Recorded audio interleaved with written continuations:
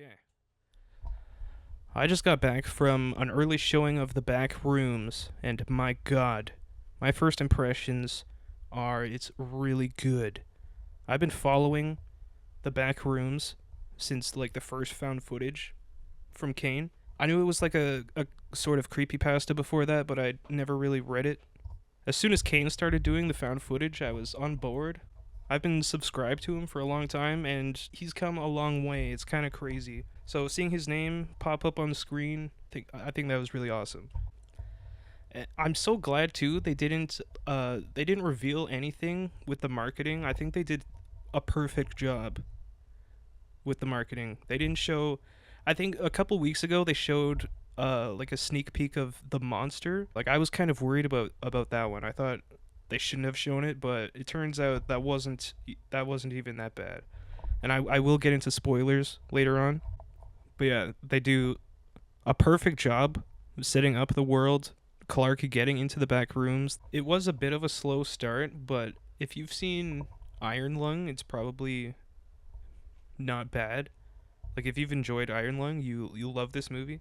I don't think the pace was bad at all. I think like they built it up perfectly. And I also really liked the characters aren't stupid. They act how you would expect people to act in this situation. When he gets his like commercial crew helping him, when they get their camera going, that first found footage sequence is some of the best backrooms footage I've ever seen in my life.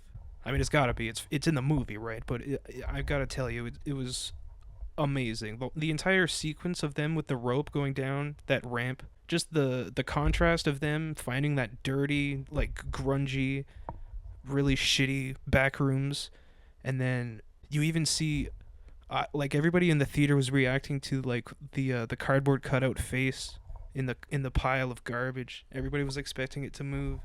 And that's like the first real scare of the movie when you see that monster back in the corner. That got everybody. And right up until that point is basically the extent of their entire marketing, so I was pretty ecstatic from that point on. I was pretty surprised how quickly Bobby and Kat died, though, but it was also very intense. And I think they did it extremely well to set up the threatening nature of the back rooms. Him being dragged into like the back rooms of the back rooms was so well done. The smear on the floor too. It was just an awesome setup to show how terrifying this place is. And they get extra points for the characters not arguing about whether it's actually happening or not. I thought it was really refreshing for a character like Mary to actually go to the furniture store and find what Clark is talking about. It was just a really nice change of pace of like characters not believing what's actually going on. To present it as it actually happening is just it's fun to watch.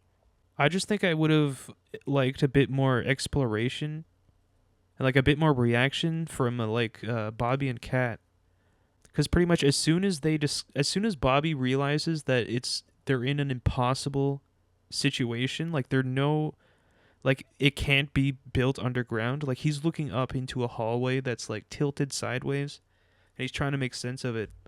And like as soon as he realizes that they're not in a normal place, it like he dies. And I just wish there was just a bit more exploration on that side. The psychological themes they went into with both Clark and the therapist, I thought was very interesting. When it got to Mary looking at the mural, I'm assuming Clark drew on the wall. That was a really good way of setting up the Captain Clark, like the enemy Captain Clark. I don't know what you would call that guy. I thought Clark's descent into his like psychotic obsession with the backrooms was really really cool, but I don't think they spent like a ton of time like actually showing it. Like I just would have liked to see him finding more of the back rooms too. Like they left out like the Red City for instance. I think that would have been that was actually a set piece I was really looking forward to. If they showed the Red City, it would have been an easy 10 out of 10 instantly. I can understand why though, like they wouldn't want to put everything into one movie. Like it was already 2 hours. Because I think just the basic concept of things no clipping is going to be terrifying to people. Like the shoes in the ground, for example. Just that is probably enough. Like when they walked into the dark room with the Christmas tree and like the mannequins are kind of sunken into the ground around it. There's a big reaction in the theater just from him looking at the mannequins. I didn't think that was like necessarily worse than what we just saw. It was just probably just a new concept for people seeing this. They did have a really awesome, like, unique design place where Mary steps out into like this huge square pit of like this amalgamation of backrooms openings. You know, it's like the interstellar tesseract where she can see through all the levels of the back rooms. I thought that looked really cool. I think the only things I would ask for is like a bit more found footage stuff and the Red City. That's all I was looking for. I wanted the Red City, but other than that, it was perfect. Even the duplicate of Clark, I thought his design was like actually really unsettling. When they first show him peeking his head around the corner in the dark, it had like that analog horror vibe to it. I thought he was really well done. Like his eyes were super expressive, and it's like it duplicated all the negative emotions of Clark, and you could even like see hints of like sadness in his eyes. And it was really unsettling. That whole sequence of Clark sitting at the table with Mary was one of the best scenes I've ever seen. Just period. It was just nerve-wracking from start to finish. Like the whole room is unpredictable with all these duplicates, and they even just start moving randomly. Like Clark starts eating one of them and he like scalps another, and they start like replicating their therapy sessions. It was just crazy. I really liked how Clark explains how he guesses how the place works, cuz the back rooms is just super interesting.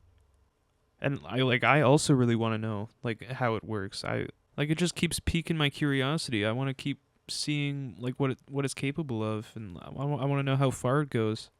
And like I want to know how extensively it's been researched and explored, cuz it sounds like Async doesn't know a whole lot about it. In the interview with Kane on Smosh Alike, he talks about how he wouldn't set up a mystery without knowing it himself. So I was kind of expecting a bit more answers in the movie, but maybe that means there's going to be a Backrooms 2, which I would be totally okay with. I would see that in a heartbeat.